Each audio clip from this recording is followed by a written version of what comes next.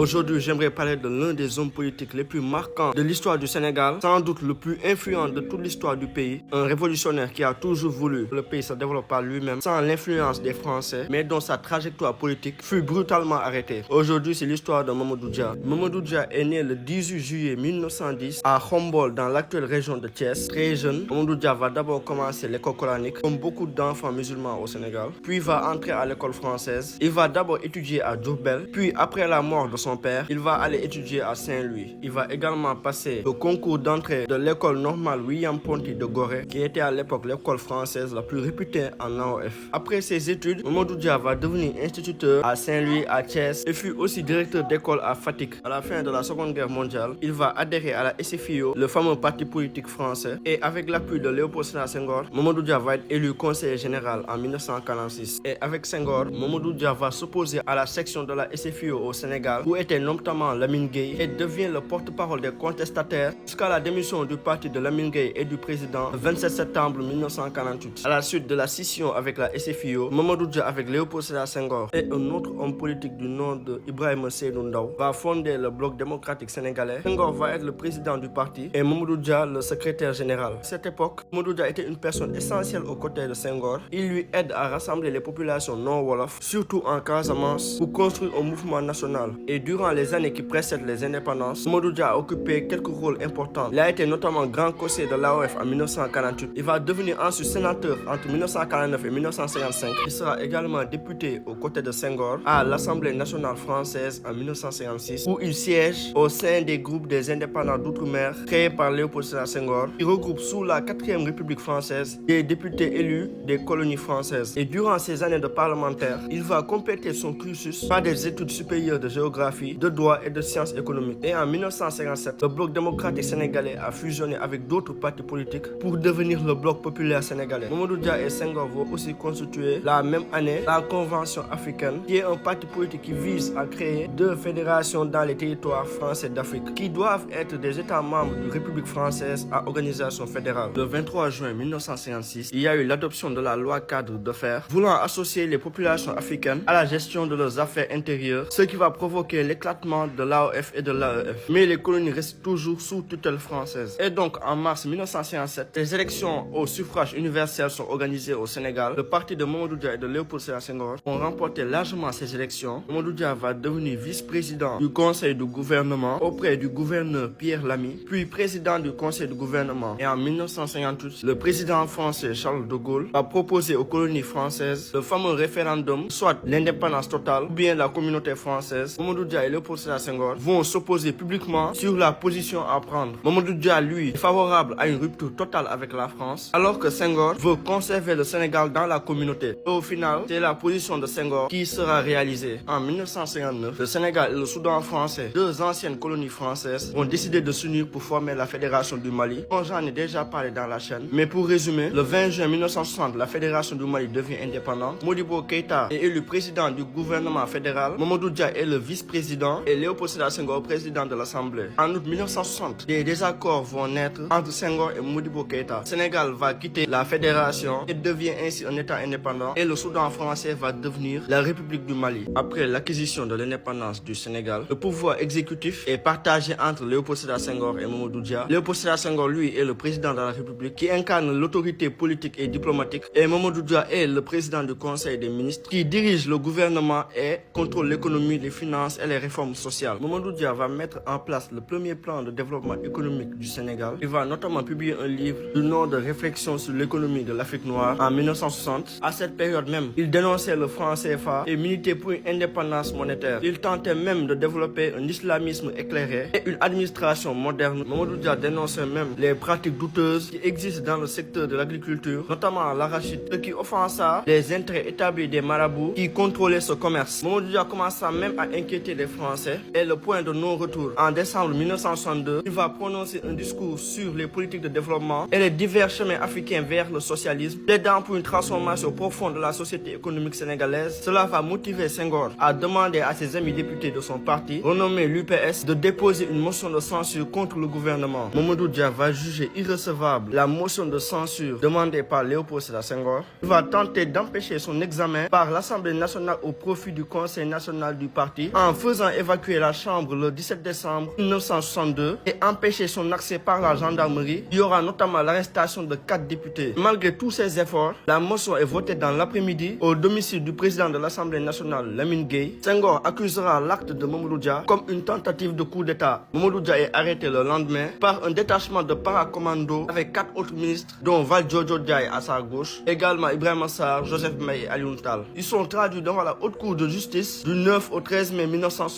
Mamadou Dia est condamné à la prison à perpétuité, tandis que les 4 autres ministres sont condamnés à 20 ans d'emprisonnement. Ils vont être détenus au centre spécial de détention de Kédougou, à l'est du Sénégal. Cette crise de décembre 1962 va être un tournant institutionnel majeur qui aura marqué à jamais le Sénégal. Et rien qu'après son arrestation, le poste du président du Conseil est supprimé. L'État va adopter la Constitution de 1963 qui fait que le président de la République obtient tous les pouvoirs exécutifs avec un premier ministre qui sera donc Abdou Diouf. Senghor va également supprimer le multipartisme qui fait que seul son parti l'UPS est autorisé. Les conditions de détention de Mamadou Dia à la prison de Kédougou auraient été très dures et sa santé se fragilisait avec le temps. Et en tout temps, le Sénégal va vivre une forte instabilité politique, notamment avec la grève des étudiants de l'université de Dakar. Mais dans les années 1970, certaines choses vont changer. Le président Senghor commence à vieillir politiquement, également les pressions internes et internationales et une volonté d'ouverture démocratique, notamment pour préparer le prochain président dans ce qu'on peut qualifier une transition pacifique. De ce fait, il va réussir à mettre en place un système éducatif performant et va restaurer le multipartisme. En 1974, Senghor va faire voter une loi d'amnistie qui va faire gracier Mamadou Dia et les autres ministres co-accusés. Et Mamadou Dia va sortir officiellement de prison en 1976, après 12 ans derrière les barreaux. À sa sortie, Mamadou Dia fut très affaibli physiquement, mais ne renie aucune de ses convictions politiques et maintient de n'avoir jamais tenté de coup d'État. Et en 1980, Léopold Sédar Senghor démissionne avant la fin de son mandat et fut remplacé par son premier ministre Abdou Diouf. Après sa libération, Mamadou Dia va tenter un retour politique. En 1981, il va fonder le mouvement démocratique populaire avec comme objectif la mise en place d'un socialisme autogestionnaire. Mais son nouveau parti va recueillir peu de soutien. Valdiodio Ndiaye, qui était l'un de ses rares soutiens, a finalement s'en éloigné en rejoignant le Parti socialiste et en apportant son soutien au président Abdou Diouf lors des élections présidentielles de 1983. Et lors des élections législatives de 1983, le parti va recueillir 13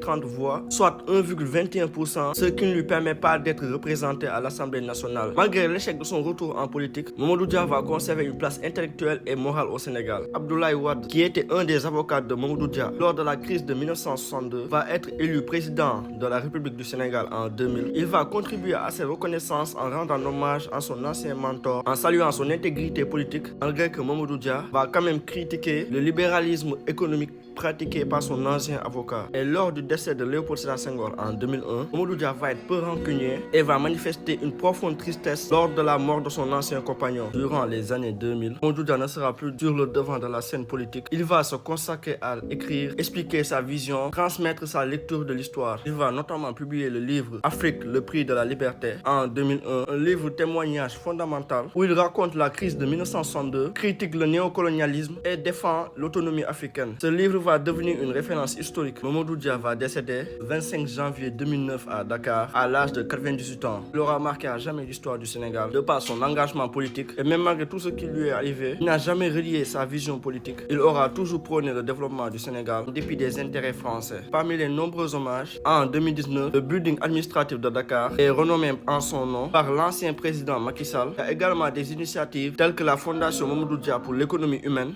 tente de préserver son héritage intellectuel. En décembre 2022, une plaque commémorative a été posée sur la place qui porte son nom dans la ville de Thiès. Il y a également de nouveaux partis politiques qui sont apparus au Sénégal ces dernières années, comme PASTEF de l'actuel Premier ministre Ousmane Sonko, qui se réclame de son héritage, adoptant son discours sur la souveraineté économique et la nécessité de réformer les structures héritées de la colonisation. Et en 2025, à l'occasion de la célébration du 65e anniversaire de l'accession du Sénégal à l'indépendance, le président de la République, Bassirou Diomaye Faye, a décidé de donner le nom de Mamadou Dia à l'ancien boulevard Général de Gaulle.